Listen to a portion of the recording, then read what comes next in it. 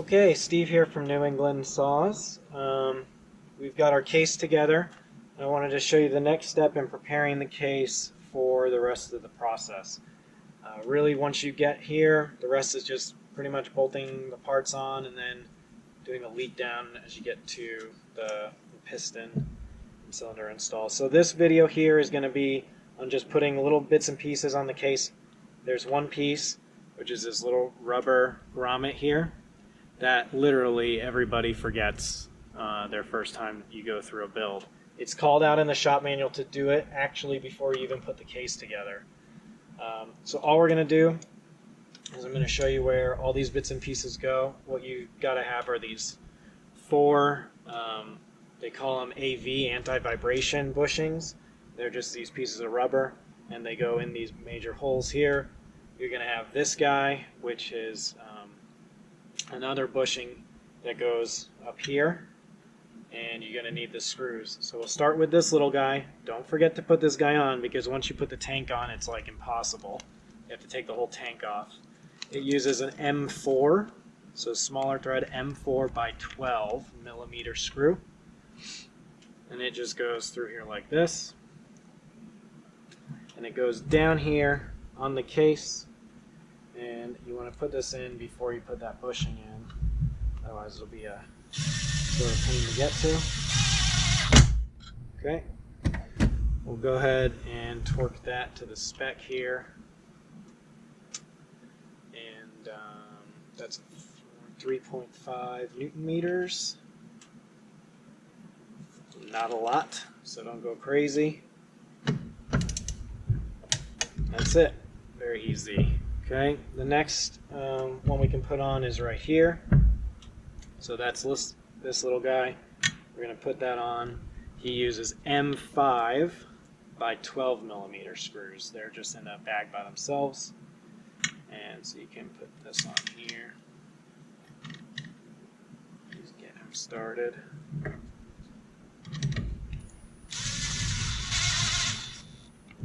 Get this guy.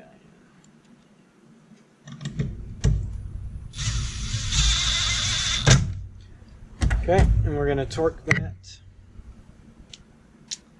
down to, just checking my list over here, hang on. So that goes to 9.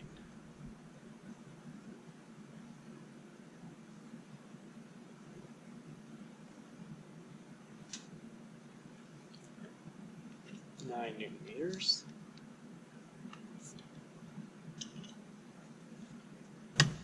Give that a quick torque.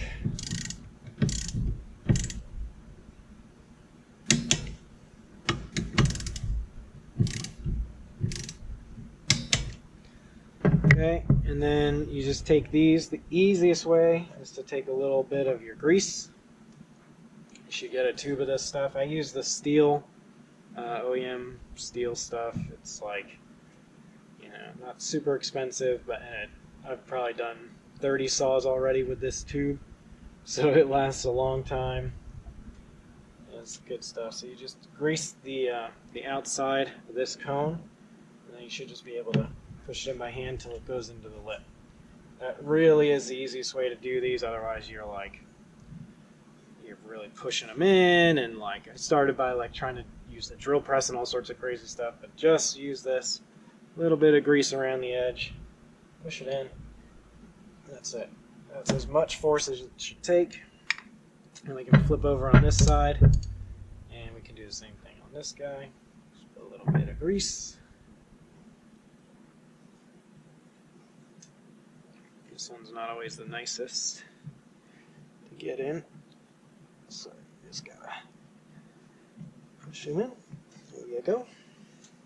And then this guy here.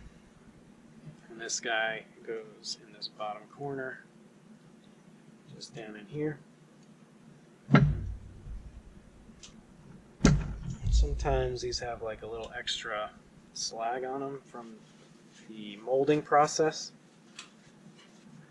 So you can always just take a little blade and clean up the edge here if you need to.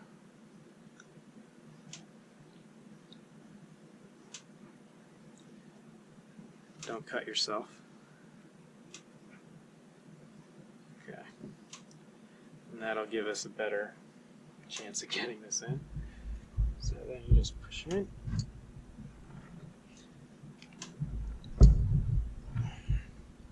Sometimes these are a bit of a pain, so put a little more grease.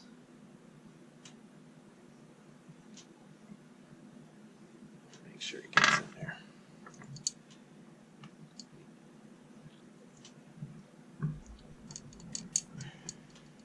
Come on, buddy.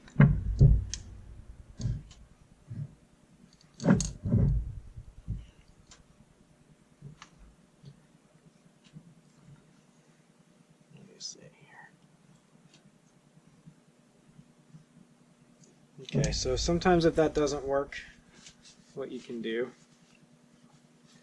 I guess it's good that it's happening now, so you can see how to do it if you have a problem. So you can take like a deep walled socket that fits down in here, and it'll help you kind of push it in. So that's it, I just kind of shoved it in there. And once it's in there, you just make sure it's on that lip. You're good to go. So yeah, cool. All right, so now that you got that, the next thing you want to do, if you haven't done this yet, is you want to center the crank in the housing. And so there's a couple ways to do that, but ultimately what it comes down to is either knocking right here or knocking right here with like a dead blow hammer or a plastic mallet or something. If you want to put the flywheel nut on before you start knocking it, if you have to go this way, then go ahead and do that. I generally don't do it. I use a plastic dead blow mallet, and I don't ever like mess these threads up. But if you want to, you can do that. It's safe to do it. What you're looking for is in the case here, you want the lobes of the crankshaft to be in the middle as best you can.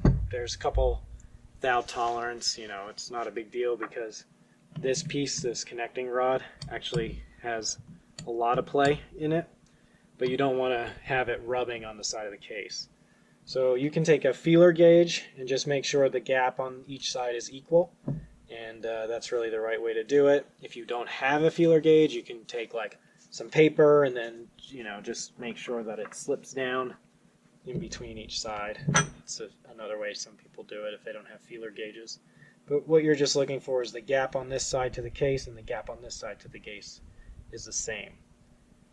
Okay, so then we're ready. After this, we'll be ready to go ahead and put the chain tensioner in, and then basically get the oil pump and the tank housing on, and then we'll go to the cylinder. So again, just follow through the shop manual and you'll be fine.